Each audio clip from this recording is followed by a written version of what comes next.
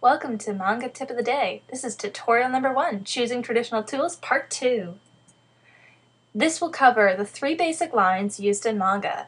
These lines are tapered, even, and side lines. Get your pencils ready. This video has a printable activity, so check out the video's description for the link to it. To begin with, even lines. Even lines are the same width all the way from the beginning of the line to the end of the line. The pencil is not lifted up at all while drawing the line until the very end of the line. Even lines are great for buildings and solid objects that are square, but they're bad for drawing people because they make them look too stiff. As you can see in the examples to the right, the buildings look fine, but the eye and the boy look far too stiff. How to draw an even line. An even line is the same width from the beginning of the line to the end of the line. They look like this. When they're curved, they're again still the same width from beginning to end. They don't vary much. When you draw an even line, the key with it is to draw it slow and steadily so that you get that perfect width and no variation.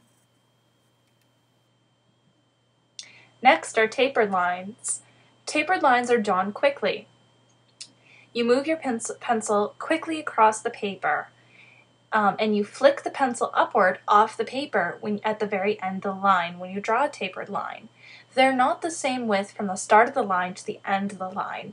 It almost seems as if the end of the tapered line becomes invisible and disappears. Tapered lines are excellent for drawing people, manga eyes, and hair.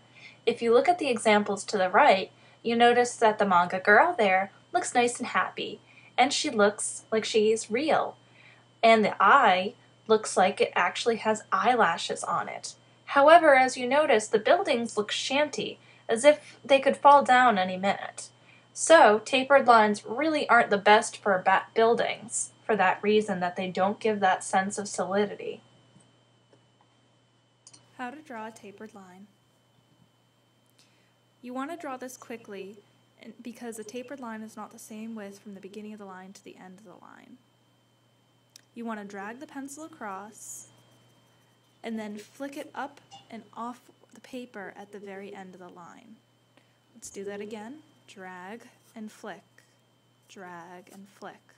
The faster you do it, the better the tapered line will come out.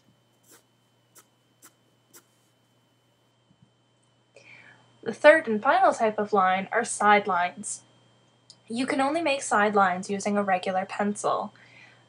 When you draw side lines, the side of the pencil is used to shade or draw.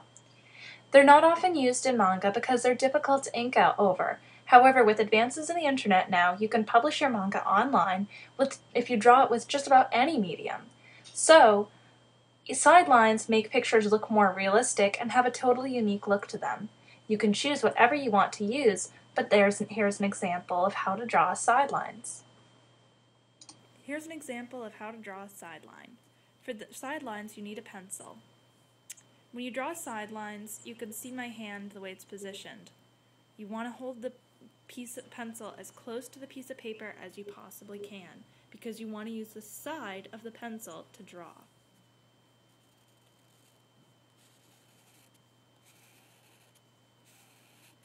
With side lines, you can layer or build one layer of lead on top of the other to gradually get a darker and darker line.